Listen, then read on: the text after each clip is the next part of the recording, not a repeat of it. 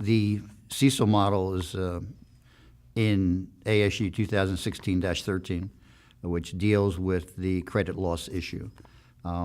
Taking a look at the recession that we went through, calendar years 8, 9, 10, 11, a lot of companies who had investment portfolios delayed recognition of impairment losses because the guidance at that time said you took an impairment loss for financial instruments only when that was probable. Now, probable is a relatively high threshold. Depending upon where you may be in business, probable could be 90%, 92%. It's a relatively high threshold. So what we saw, and again, we can do this from hindsight, what we saw was companies would argue that these losses are temporary.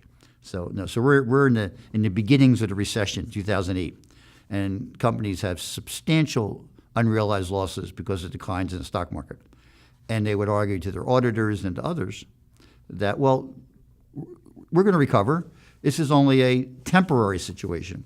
And and using the word probable, they would argue that these losses are not probable. Well, we got into 9, 10, 11. It's difficult to call something temporary. And so we started to see more impairment losses recognized. But FASB realized that its guidance probably didn't fit the current economic climate. It probably didn't fit it. So they put together a project to take a look at the issue. You talk about incurred losses, which was the model in the past. The incurred loss model, because it used the word probable, again, relatively high threshold, but it also only looked at current and past information. So in effect, you would look at a situation at the end of a reporting period, 12/31, and say, based on 12/31, what's my answer? And that tended to delay impairment loss recognition, even though it was likely that things were going to get worse, not better, in the future. So what FASB did was they changed the model, and they changed it to this current expected loss model, CECL, it's called.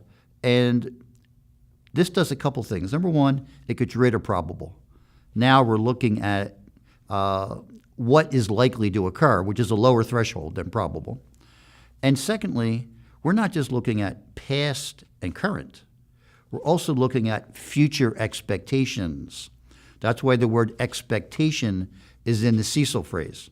So a company today has to look at what are my trends in the past, what currently has occurred.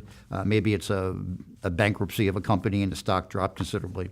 And what's likely to occur in the future? Do we see economic trends suggesting that we're moving towards higher unemployment, higher or lower interest rates?